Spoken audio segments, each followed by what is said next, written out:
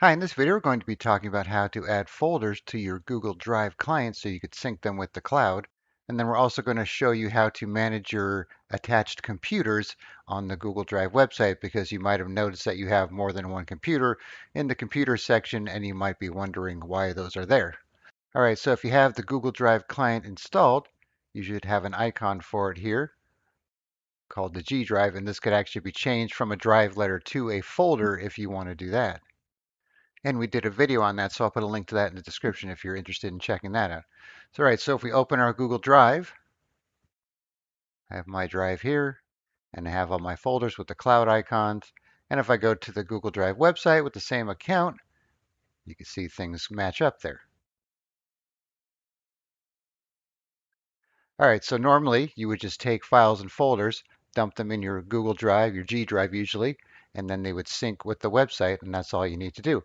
So let's say you don't want to have to put files and folders into this G drive. You'd rather just back up or sync a specific folder from a different location.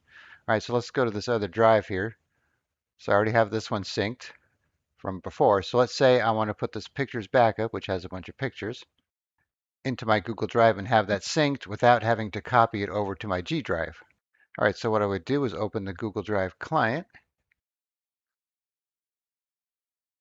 And if I go to the settings up here and then preferences, you can see I have my PDF files already configured, D PDF files, which is this right here, and you can see the little green check mark. All right, so now I'm going to add a folder, but one thing I want you to notice is this My PC1 here, because that's going to show up in our Google Drive when we check that out. All right, so now I'm going to add pictures backup. And now I have the option here to sync with Google Drive. So this is what I want to do to sync everything. And if you choose this option here to back up Google Photos, it will take the photos from that folder and add them to your Google Photos account as well and stick them on your timeline. And it'll also monitor this folder. So if you add some photos to this folder, it'll sync them to Google Photos and your Google Drive and then actually put them on your timeline. So if you don't want your photos going to your Photos account, just leave this unchecked and then you just have them sync to your Google Drive. All right, so click on Done there. Now we have this in our list, so we'll save this. All right, we'll go to the website here. It might take a moment to sync. All right, so here are my computers for this account. So this is that My PC1, which we saw in the Drive client. And you can see here I could expand it. And I have my PDF files backup and my pictures backup, which we just added here. So you can see those are different from your main My Drive account because this is technically the G Drive files, while these here are the custom folders that we added separately. And you can see here I have all these other computers, and this one, for example, has a confidential files folder underneath it. So when you see things like this, that means you've logged into your Drive account and installed the Drive client on this particular computer. So let's say you uninstalled the Drive client from your desktop here. This is still going to show up on the website unless you come here and delete it. So let's say we don't want this any longer. We're not syncing any files on the desktop.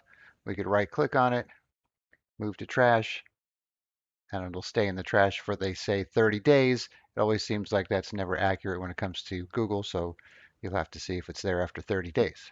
All right, now we have this laptop. So let's say this laptop is still connected to the Google Drive account, still has the client running and is still syncing, but you want to remove it from here. So what you could do is go to the laptop and uncheck this confidential files folder, and that way it'll stop syncing, but it will still be here until you delete it.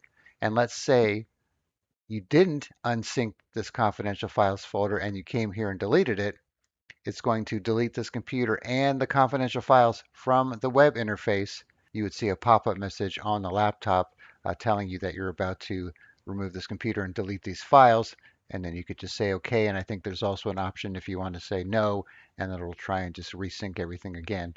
So just be sure before you delete a computer that you don't want to sync it any longer and you don't need these files because these files are going to the trash. But if you have this laptop disconnected and you still have these files, deleting them here is not going to delete them off the laptop because it's no longer connected anyways. All right, so I'm going to delete this as well. And I have this other one here with some documents. So let's say I don't want this one either and I'm not syncing any longer. I could move it to trash. And now let's say I want this one here. I could rename it. Let's say this is Todd's desktop.